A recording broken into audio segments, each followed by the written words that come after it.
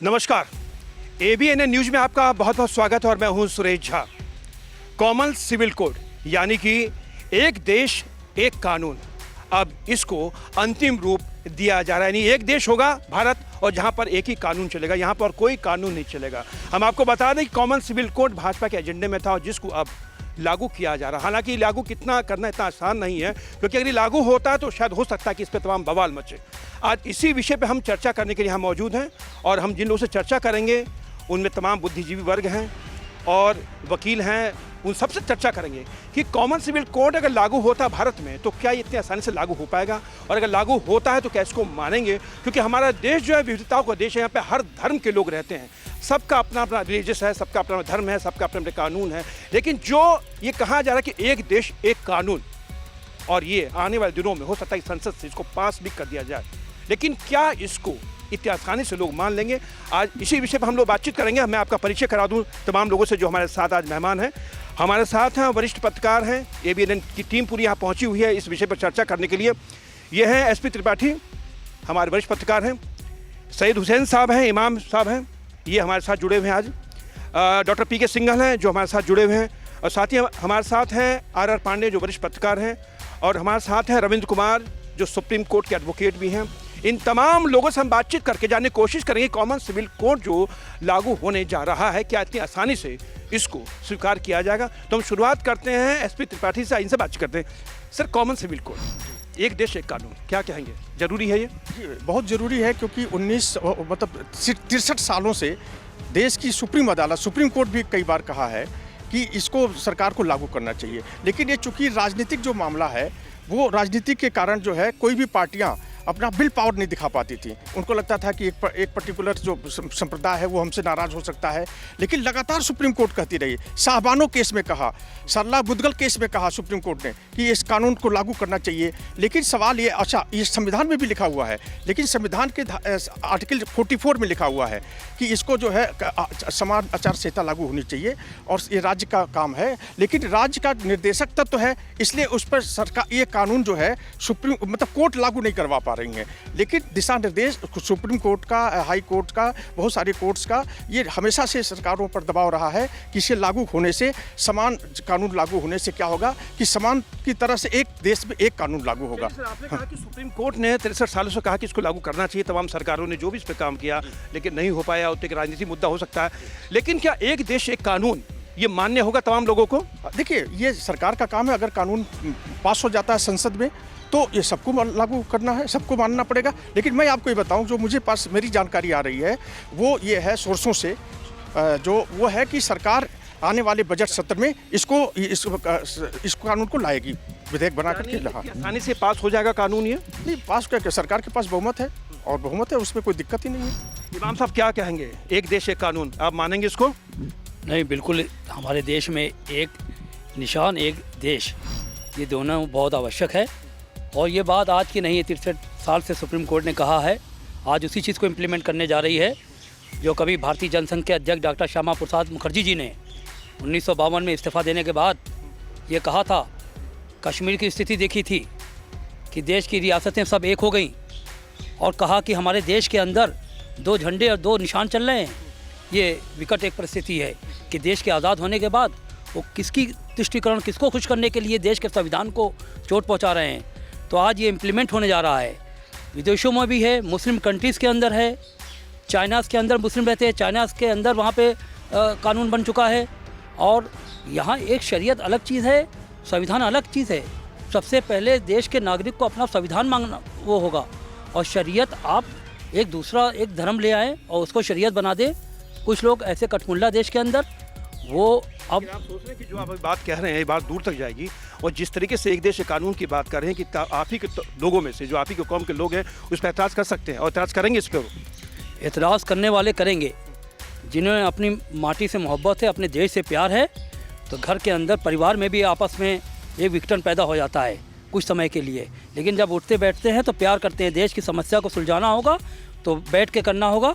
राम मंदिर का उदाहरण सामने है कि देश के बुद्धिजीवी मुस्लिम मौलाना आगे आए और उन्होंने कहा कि भगवान राम हमारे आदर्श हैं, इमाम हिंद हैं, हिंदुस्तान के अंदर अगर यहाँ नहीं बनेगा अयोध्या में तो क्या पाकिस्तान में या मुस्लिम देशों में बनेगा? सर ये हमारे साथ पीके सिंघल साहब हैं, इनसे बातचीत करते हैं। सर एक देश एक कानून सुनने में बड़ा अच्छा लगता है, होना भी चाहिए क्योंकि भारत हमारा एक देश है और यहाँ पर जब एक देश है तो एक कानून भी होना चाहिए। लेकिन जो हमारे देश के तमाम जो ऐसे लोग हैं, जहाँ सिख हैं, मुस्लिम हैं, तमाम हैं, क्या ये इसको पचा पाएंगे? देखिए, मैं आपको पहले तो इसकी जो यूनिफॉर्म सिविल कोड, समान नागरिक संहिता का थोड़ा सा इतिहास बताता हूँ। स्वतंत्रता जब मिलने वाली थी उस समय इस विषय पर बहुत ही व्यापक रूप में चर्चा हुई थी और उस समय जवाहरलाल नेहरू, अंबेडकर, गांधी जी सब इस बात पर सहमत थे कि हमारे संविधान में समान नागरिक संहिता बने। जैसे त्रिपाठी जी ने बताया आर्टिकल 44, ऐसे कैसे बहुत सारे आर्टिकल्स हैं जिसमें ये बाकायदा मेंशन है। लेकिन क्या हुआ, स्वतंत्रता के बाद कुछ मुस्लिम्स यहाँ रह गए, काफ़ी कुछ वहाँ चले गए। वैसे तो आपने बताऊँ यूपी और बिहार के तो 98% मुस्लिम गए नहीं थे, तो काफ़ी बड़ी जनसंख्या यहाँ पे मुस्लिम्स की रह गई थी। तो जवाहरलाल नेहरू को उस समय हिंदू महासभा बड़ी डोमिनेंट पार्टी होती थी, है ना। तो जवाहरलाल नेहरू को ये लगा कि भाई ये जो मुसलमानों के वोट को कैसे मैं अपनी तरफ आकर्षित करूं, तो उन्होंने क्या किया, समान नागरिक संहिता की जगह हिंदू कोड बिल ले आए। वो आप समझे, हिंदू कोड बिल का बहुत ज़्यादा विरोध हुआ, विरोध चलता रहा। काफ़ी जो हिंदू संगठन थे उन्होंने बहुत ज़्यादा इसका विरोध किया और उन्होंने इसलिए विरोध किया कि भाई ये कानून इसलिए गलत है कि अगर ये कानून हिंदुओं के लिए अच्छा है तो मुस्लिम के लिए क्यों नहीं अच्छा है, तो सब पे लागू होना चाहिए। लेकिन जो कम्युनिस्ट हैं, जो हम लोगों को क्या पता है, जो कम्युनिस्ट पत्रकार हैं, उन्होंने ये कहा कि भाई हिंदू समाज बड़ा रूढ़िवादी है और जवाहरलाल नेहरू तो उसमें कुछ चेंज रिफॉर्म करना चाहते हो या अपोज कर रहे हैं। इसके बाद ये चलता रहा और 1951 में 14 सितंबर 1951 को डॉक्टर राजेंद्र प्रसाद उस समय यहाँ के राष्ट्रपति थे, उन्होंने इसका अपोज किया। उन्होंने कहा कि ये बिल जो है बिल्कुल ठीक नहीं है, ये बिल जो है केवल एक मुस्लिम समाज को खुश करने के लिए बनाया जा रहा है। अगर ये बिल मेरे पास आया तो मैं इस पर साइन नहीं करूँगा, मैं दोबारा इसको संसद में भेज दूँगा। इस बात पे जवाहरलाल नेहरू उनसे बहुत ज़्यादा नाराज हुए। इसके बाद डॉक्टर श्यामा प्रसाद मुखर्जी ने 17 सितंबर 1951 को 1951 को डॉक्टर श्यामा प्रसाद मुखर्जी ने इसका विरोध किया। उन्होंने कहा ये जो बिल है ये देश को तोड़ने वाला है और इस बिल को अगर लाया गया और मुस्लिम्स को इसमें नहीं कवर किया तो आगे भारतवर्ष में आतंकवाद और ये सब फैलने का खतरा है। इसके बाद चूँकि ये जो हिंदू कोड बिल था, डॉक्टर अंबेडकर जी ने जवाहरलाल नेहरू के कहने पर ड्राफ्ट किया था, तो उन्होंने जो है इसके बाद 10 अक्टूबर 1951 को उन्होंने रिज़ाइन कर दिया था। रिज़ाइन करने का लोगों ने कहा जी हिंदू कोड बिल पास नहीं हो रहा है इसलिए रिज़ाइन किया, लेकिन उनके रिज़ाइन करने की ये वजह नहीं थी और कुछ वजह थी। तो उस समय 1951 में ये बिल पास नहीं हो पाया, संसद ख़त्म हो गई, दोबारा इलेक्शन हुए। 1952 में फिर वो कांग्रेस पावर में आई, तो जवाहरलाल नेहरू ने क्या किया, हिंदू कोड बिल को दो हिस्सों में बांट दिया। उन्होंने हिंदू मैरिज एक्ट और हिंदू संपत्ति एक्ट, इस तरह से दो बिलों में लाके उन्होंने इसको जो है पास करवाया। इसके बाद आप देखिए कि जवाहरलाल नेहरू ने अपने 1956 में उन्होंने एक इंटरव्यू दिया था एक वर्ल्ड मैगजीन को, जो उनका correspondence of Nehru on Indian world affair में छपा भी था। उसमें उन्होंने साफ साफ लिखा कि भाई हमने जो मुसलमान हैं उनको इसलिए इस कानून से बाहर रखा है क्योंकि वो अल्पसंख्यक हैं और हम ये चाहते हैं कि जो अंग्रेज़ों के समय में जो शरिया कानून चल रहा था उसके मुताबिक ही वो चलते रहें। जब उनका दिल चाहेगा तब वो इस कानून को अगर कहेंगे तो हम कानून को चेंज करेंगे। तो इससे जो था साफ स्पष्ट होता है कि मुस्लिमों का तुष्टीकरण करने के लिए जवाहरलाल नेहरू ने ये किया। अब मैं आपको एक चीज़ बताना चाहता हूँ कि आज के टाइम में इसकी क्यों आवश्यकता है। आप देखिए, अगर आप ध्यान से देखेंगे तो ये जो शरिया वाला जो कानून चल रहा है ना, इसी वजह से भारतवर्ष में क्या पूरे विश्व में जो प्रॉब्लम हो रही है, वो चाहे आतंकवाद हो, वो चाहे कट्टरपंथ हो, वो चाहे जनसंख्या की प्रॉब्लम हो, ठीक है, वो चाहे जो मुस्लिम औरतें हैं उन पे अत्याचार हो, ठीक है, वो सारा इस शरिया कानून के हिसाब से एक मुस्लिम 4 शादी करता है, 4 शादी करके 40 बच्चे करता है, ठीक है। एक मुस्लिम जो है एक महिला शादी करेगा, तलाक तलाक तलाक, वो तो चलो अब ख़त्म हो गया है, वो हो जाएगा। तो इसीलिए पूरे विश्व में आप देखिए ना, फ्रांस ने भी कहा है कि हम जो है ये कानून को चेंज करेंगे, और उसने यहाँ तक कहा है कि हम जो कुरान को फ्रांस के हिसाब से उसका अनुवाद करेंगे, और उसमें जो आयतें आपत्तिजनक है उनको हटा के कुरान का भी फ्रांसीसीकरण किया जाएगा। इसी तरह से देखिए ऑस्ट्रिया ने, जितने भी यूरोप के कंट्रीज हैं वो सब कर रहे हैं। अच्छा उसको छोड़िए आप, यूएई ने बोला है कि जो मुस्लिम पर्सनल लॉ है उसमें उसने काफ़ी कुछ चेंज किया है। अब वहाँ पे क्या है कि आप अपने घर में बैठ के शराब भी पी सकते हैं, आप जो है जो अनमैरिड कपल्स हैं वो 2 साथ भी रह सकते हैं। तो ये पूरे विश्व में चल रहा है, इसलिए मेरे को उम्मीद है कि भारतवर्ष को भी यूनिफॉर्म सिविल, और जैसे त्रिपाठी जी ने कहा, सुप्रीम कोर्ट 1947 से 6 बार इसको 6 बार सेंट्रल गवर्नमेंट के पास भेज चुका है कि भाई ये जब संविधान में लिखा हुआ है तो आप इस पे कानून क्यों नहीं बनाते हैं। कभी थी हमारे साथ वरिष्ठ पत्रकार आर पांडे से बातचीत करेंगे। सर ट्रिपल तलाक को लेकर जो कानून बनाया गया था उसको लेकर सरकार को काफ़ी कह सकते हैं कि उनको आलोचना झेलनी पड़ी थी। अब है यूनिफॉर्म सिविल कोड, लागू हो जाएगा और भारत जैसे देश में लागू होना चाहिए, क्योंकि आज भी हमसे जो छोटे छोटे बच्चे हैं वो पूछते हैं कि जब हमारा देश आज़ाद हुआ तो किससे आज़ादी मिली। आपस में हम फिर लड़ रहे हैं उसी तरह से, हिंदू मुस्लिम सिख ईसाई, नारा सिर्फ एक है, आपस में है भाई भाई। बाकी जितने पार्टियां हैं, जितनी राजनीतिक दल हैं यहाँ पे, उतनी जातियां हैं यहाँ पे, तो अलग अलग धर्म के अलग अलग लोग यहाँ पे राजनीति करते हैं। तो किस बात की समानता? जब समानता की जहाँ तक बात आती है तो जब तक एक घर में एक कानून नहीं होगा, एक थाली में हम खाएंगे नहीं, एक जगह बैठेंगे नहीं, एक हमारा विचार नहीं होगा, राष्ट्र कैसे आगे बढ़ेगा। आज ये जो मुद्दा है वो बहुत ही ज्वलंत मुद्दा है, और पूरे विश्व में इसके खिलाफ आवाज़ उठा है कि जब भी हो इसको अब ख़त्म करके, अलग अलग उसको ख़त्म करके कॉमन सिविल कोड को लागू किया जाए, और भारत में ये किसी भी तरह से लागू करना ये हमारी नैतिक जिम्मेदारी भी है और एक बदलाव भी है। जैसा कि सिंघल साहब ने कहा, त्रिपाठी जी ने कहा कि 63 साल से मामला सुप्रीम कोर्ट में पेंडिंग पड़ा। अगर हम पीछे की सरकारों की बात करें, कांग्रेस थी, सीधा कांग्रेस की बात करें, तो कांग्रेस की कथनी में कभी फर्क नजर आता था, वो उन्होंने क्यों नहीं लागू किया इसको? देखिए, अगर भारत पाकिस्तान के बंटवारा का हम बात करें तो ये तो वहीं से सारी चीज़ें क्लियर है कि भारत की सिर्फ ज़मीनों का बंटवारा हुआ है, नहीं हमारे सिद्धांतों का बंटवारा हुआ है, नहीं हमारे लोगों का बंटवारा हुआ है। यहाँ से यूपी बिहार के लोग पाकिस्तान गए, और वहाँ से फिर सारी चीज़ें रही, फिर वहाँ से पाकिस्तान का बंटवारा हो गया, बांग्लादेश पहुँच गए वहाँ से। लेकिन हमारे यहाँ तो जैसी चीज़ें हैं वैसी स्थिति है, जो बंटवारे से पहले की स्थिति थी वो आज भी स्थिति हमारे पास है। सब कुछ सरिया वही है, सारी चीज़ें वही है यहाँ पे। तो अगर हम एक शादी कर सकते हैं तो एक शादी उनमें भी होनी चाहिए। अगर हम तलाक का हमारे यहाँ कुछ और सिस्टम है तो उनके यहाँ भी वो चीज़ें होनी चाहिए, क्योंकि ये देखिए न्याय के साथ, हम समाज के साथ न्याय भी इसमें है। तो जो समान आचार्य संहिता है उसमें न्याय भी कहीं ना कहीं छुपा हुआ है, जिसको कि हमें मानना पड़ेगा और लोगों को समझना पड़ेगा। लोगों को समझना पड़ेगा। हमारे साथ हैं वरिष्ठ वकील हैं रविंद्र कुमार, इनसे बातचीत करते हैं। सर, यूनिफॉर्म सिविल कोड सरकार के एजेंडे में है। अब सरकार इसको, जैसे कि बताया जा रहा है कि आने वाले बजट सेशन में इसको पास रखा जाएगा। क्या कहेंगे सर कि क्या इतनी आसानी से लागू हो जाएगा? देखिए, सबसे पहले आप ये समझिए कि सिविल कोड होता क्या है। सिविल कोड होता है कि एक व्यक्ति किस धर्म में पैदा हुआ है और उस धर्म की उनकी परंपरा क्या है, और उस परंपरा में बच्चा पैदा होता है तो हम जैसे कहीं आप देखेंगे उसका खतना होता है, कहीं उसका जो है बैप्टिज़म होता है, कहीं उसको जो है हम कहते हैं भी इसका नामकरण संस्कार होगा, फिर वो बड़ा होता है। जब बच्चा बड़ा होता है तो धर्म की जो परंपराएं हैं उसके साथ चलती हैं।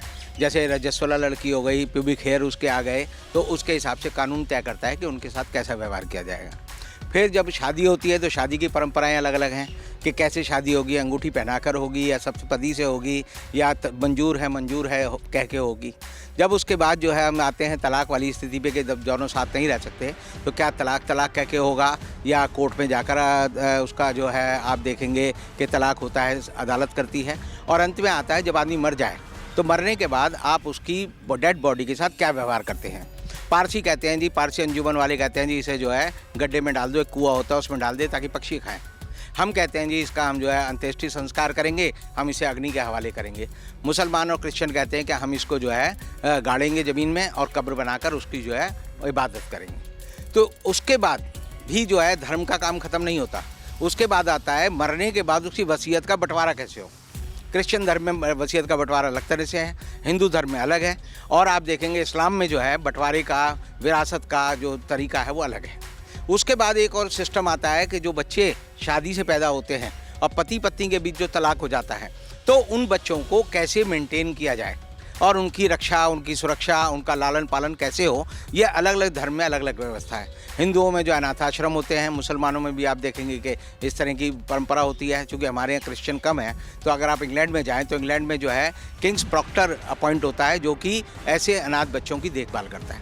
अब आपको इन सारी चीज़ों को मिलाकर अगर हम कहें कि हमें जो है कॉमन सिविल कोड चाहिए, तो आपको मैं याद दिलाना चाहूँगा क्रिश्चियन मैरिज एक्ट जो है 1872 में पास हुआ था।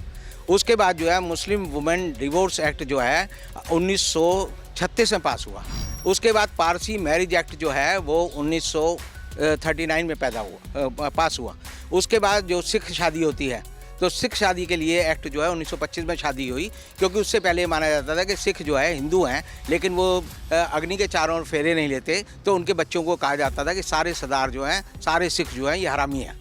तो उन्होंने इसको प्रोटेस्ट किया और 1925 में इस तरह का एक कानून पास हुआ कि इस मैरिज को जो है एक्सेप्ट किया जाए।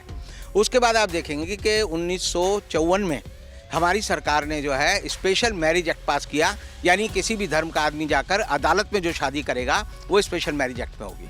उसके बाद आप देखेंगे 1955 में जो है हिंदू मैरिज एक्ट पास हुआ कि हिंदू मैरिज को कोडिफाई किया गया, क्योंकि उससे पहले हिंदू मैरिज में ये था कि आदमी एक बीवी रख लेता था, 2 रख लेता था, 4 रख लेता था। जो अपनी परित्यक्ता औरत होती थी उसको त्याग देता था, उसकी कोई देखभाल नहीं होती थी, उसे पागल माना जाता था, उसे बनारस या और जगह छोड़ दिया जाता था और उसका बेचारी का जीवन जो है नरक बन जाता था। उसके बाद आप देखेंगे कि हिंदू मैरिज एक्ट में भी प्रोविज़न हुआ, और उसके बाद सरकार ने देखा कि हिंदुस्तान से बहुत सारी लड़कियां विदेश चली आती हैं, तो इस पर फॉरेन मैरिज एक्ट 1989 में हिंदुस्तान की सरकार ने पास किया कि उन औरतों के क्या अधिकार हों। अब सवाल ये आता है कि इतना बड़ा ढांचा है, इस ढांचे को अगर आप इसमें छोटी छोटी दरारें हैं, छोटे छोटे खोल बने हुए हैं, हर एक की अपनी मान्यता है, परंपरा है, यानी हर 6 किलोमीटर पर हमारे देश में जो है भाषा बदल जाती है, 4 किलोमीटर पर पानी बदल जाता है। तो आप अगर ये सोचेंगे कि 138 करोड़ लोगों के लिए हम एक कानून बना दें, यूनिफॉर्म कानून बना दें, तो सरकार को यूनिफॉर्म कानून बनाने का एक बिल लाना चाहिए। ये हमारा मॉडल है, तब उस मॉडल पे बात हो सकती है। क्योंकि अभी जो बात हम कर रहे हैं वो हवा में बात हो रही है कि कॉमन सिविल कोड होना चाहिए। क्योंकि मैंने जो ये 7 चीज़ें बताई जिनके बारे में आपको तय करना है, तो ये तय करना पड़ेगा कि कौन सी परंपरा हमें माननी है, क्योंकि हिंदुस्तान का आदमी जो है वो परंपराओं से बंधा हुआ है। और हमारे संविधान में खुद जो है आर्टिकल 12 जो सबसे पहला आर्टिकल है, 13, 14, 15 बाद में आते हैं कि आपको समानता का अधिकार है, अदालत में जाने का अधिकार है। उससे पहले आर्टिकल 12 कहता है कि सारी परंपराओं को हम स्वीकार करते हैं, जो भी किसी धर्म की, किसी जाति की, किसी समाज की है। कि ये इतना आसान होगा सरकार के लिए? देखिए, जो सुप्रीम कोर्ट की बार बार बात आती है कि सुप्रीम कोर्ट ने कहा है कि कॉमन सिविल कोड होना चाहिए, और आर्टिकल 44 कहता है जी कॉमन सिविल कोड होना चाहिए, government should enshrine to establish common civil code. ये जो आर्टिकल 44 की बात होती है, वो सारी बात जो है तलाक के बारे में है। जितने भी फैसले सुप्रीम कोर्ट के आप पढ़ेंगे, चाहे वो शाहबानो का फैसला हो या उसके पहले का हो या उसके बाद आप आए, तो आप पाएंगे कि ये सारे मामले जो है तलाक को लेकर हैं, कि तलाक के बारे में एक समानता होनी चाहिए सब धर्मों के और विधि में। यूनिफॉर्म सिविल कोड को लेकर कोई बात नहीं। यूनिफॉर्म सिविल कोड की जो मैंने 7 चीज़ें बताई, पैदा होना और लास्ट में आपकी जायदाद बंटना, आपको मैं याद दिलाना चाहूँगा कि 1857 में जब महारानी लक्ष्मीबाई ने एक बच्चे को गोद लिया था, तब अंग्रेजों ने कहा था हम इस बच्चे की गोद को एक्सेप्ट नहीं करते, और इसलिए महारानी लक्ष्मीबाई का चूंकि पति मर गया था, तो अंग्रेजों को ये था कि जब महारानी लक्ष्मीबाई किसी तरह काबू आ जाएगी तो हम जो है झांसी को हत्या लेंगे। तो वो इशू जो था गार्जियन एंड वार्ड एक्ट का था, और उस एक्ट में देखो कि आप देखेंगे आज भी कि हमारा समाज को अभी पता नहीं है। यूनिफॉर्म सिविल कोड जो है इतना आसान नहीं होगा सरकार के लिए पास करवाना, ये कहना चाहते हैं आप? देखिए, समाज में डाइवर्सिटी है, डाइवर्सिटी का सम्मान होना चाहिए। मैंने ऐसी शर्ट पहन रखी है पीली, आपने जो है सलेटी रंग की पहन रखी है, किसी ने चेक पहन रखा है, किसी ने और कुछ पहन रखा है, तो हमें मानना चाहिए हर आदमी की विविधता है, समाज की है। हाँ, अगर किसी के अधिकारों का हनन हो रहा है, चाहे बच्चा हो या औरत हो या आदमी हो, उसके लिए स्पेशल एक एक्ट होना चाहिए कि अगर आपके साथ पति अन्याय कर रहा है, फैमिली अन्याय कर रही है, तो आप उसको जो है ठीक कर सकें। छोटा सा संघर्ष साहब, सुना आपने सारी बातें, इन्होंने एक एक बात का जवाब दिया, कानून सम्मत बात की इन्होंने, एक बिल्कुल एक लाइन में। इतना आसान होगा जिन इनके हिसाब से? देखिए, कोई भी चीज़ जो है ना मुश्किल तो होती नहीं है।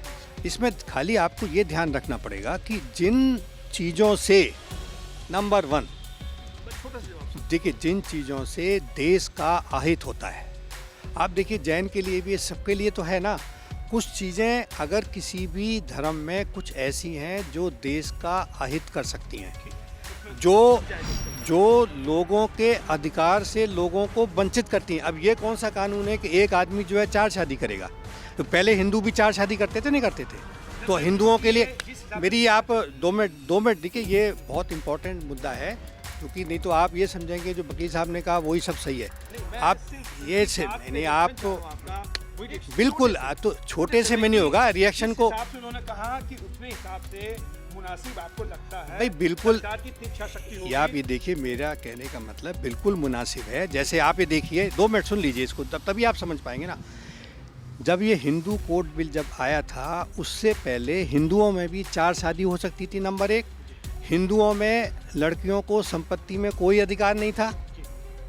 हिंदू कोड बिल आया नहीं आया, हिंदुओं ने इसका थोड़ा बहुत विरोध भी किया। तो इसी तरह से जो सबसे देखिए, जो सबसे जो महत्वपूर्ण बात है वो नंबर 1, भाई मुसलमानों की भी एक शादी होनी चाहिए, उनके जो तलाक की जो प्रक्रिया है वो भी वही होनी चाहिए जो हिंदुओं की है। आप लगाइए, अगर हिंदू बीबी को आप तलाक देते हो तो इतना मुश्किल है छुटकारा पाना क्या? और जो मुसलमान है वो 2 मिनट छुटकारा पाया था, दूसरी शादी कर लेता है। और तीसरी चीज़ ये है कि लड़कियों को, आपको पता है ना, हिंदुओं में लड़कियों को अब जो है संपत्ति में बराबर का अधिकार है नहीं है? तो मुसलमान लड़कियों को क्यों नहीं मिलना चाहिए? सर मैं आपसे पूछूंगा कि आपने 63 साल की बात कही, लेकिन उसका जवाब आपको मिला, कानून सम्मत मिला।